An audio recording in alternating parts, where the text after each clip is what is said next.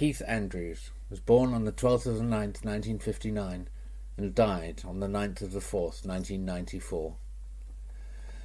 I had known Keith for over 10 years as a lover, live-in partner, and close friend, and I would like to give my personal view on his life. Keith grew up in Essex with his mum and dad, Vic and Gwen, and his brother Mark. Keith didn't really enjoy secondary school that much, maybe because he didn't really agree with all the rules that were imposed on him.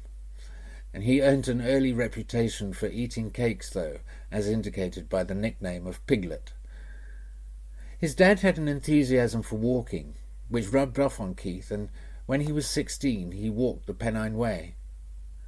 Vic has told me that such was Keith's determination that when he had completed the official walk, he refused a lift the extra 4 miles to the hostel and insisted on getting there on foot.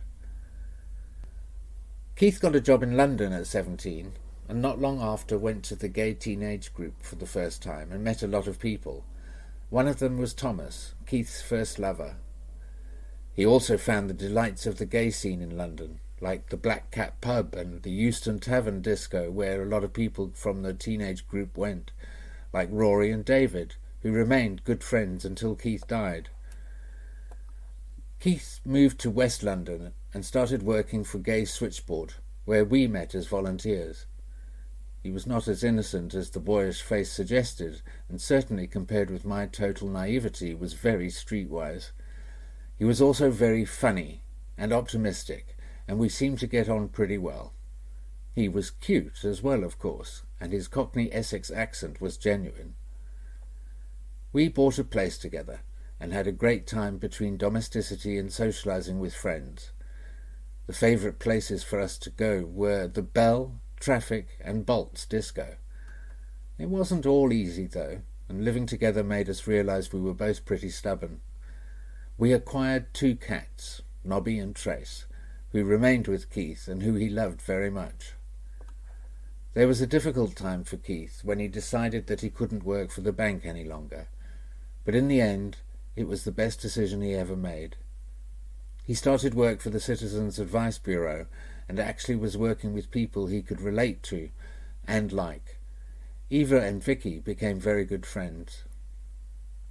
In time, things changed for us, and Keith met Basil, who was really the big passion of his life, and vice versa. Basil was an actor, and I think he woke up a real interest in the theatre and arts generally for Keith, which he never lost.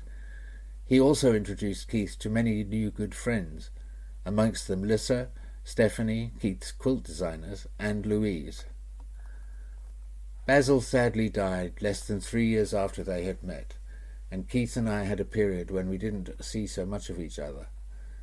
However, the emotional closeness remained, and when I moved back to North London we established an even closer friendship. We went on many trips together, now not afraid to admit we both liked the countryside for its own sake, and doing things like feeding the ducks. Illness had come into both of our lives, but for Keith it had meant many stays in hospital and dealing with the permanent line in his chest. It was all treated with unfailing optimism. A nephew, Robert, arrived only last year, and Keith loved to spoil him. There is one lovely photo of Keith with Robert where they seem to be competing as to who has the biggest grin. I also know how much it meant to Keith to be closer to his parents and brother, Mark, and sister-in-law, Sue, in the past few years.